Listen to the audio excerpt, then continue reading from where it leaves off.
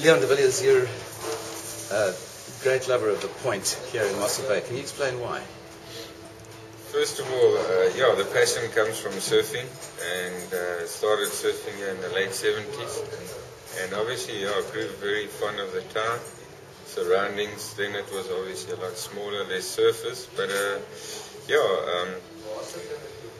then I met Louis at Point Hotel and started coming here on a more regular basis, maybe once a month, with the family then. But the last 18 months I bought a place at Point Terrace, and with the semi-retirement I come down twice a month for about a week.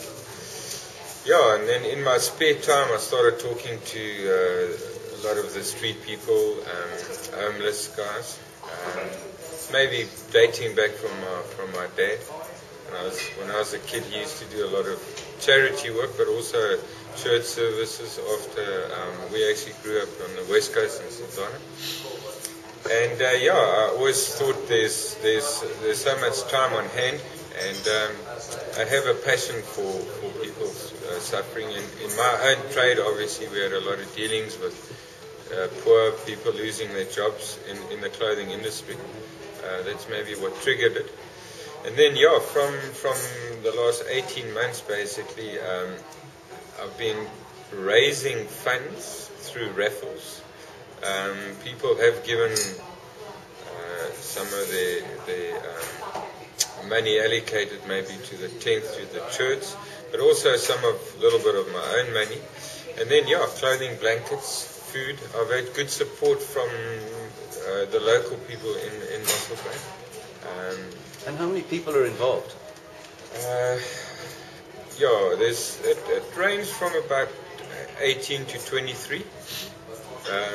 My main goal has been trying to lift up their spirits in whatever they do. It's hard to find jobs. We have been able to find 2 or 3 jobs for 4 guys.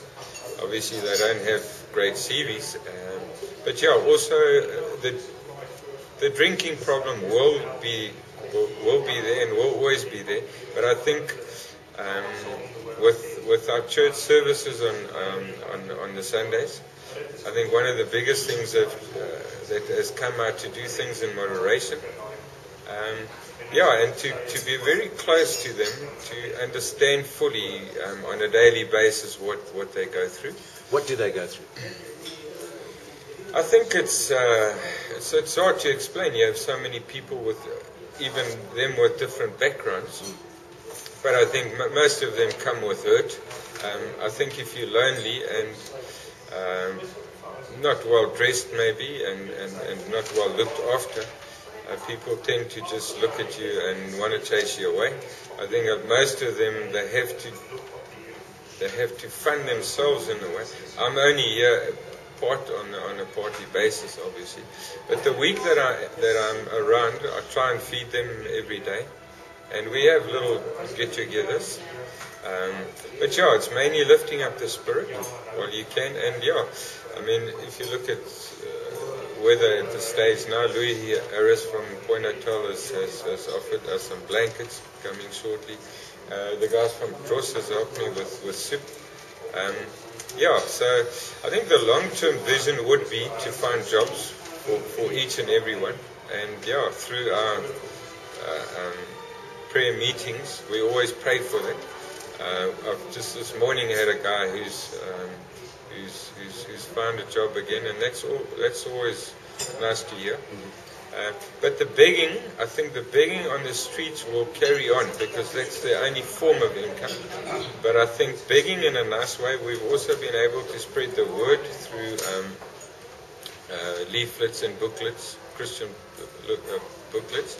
So I think it's upliftment, and I would also like to further it more later on, depending on how the group grows, but also have a look in the townships and maybe with the blacks as well.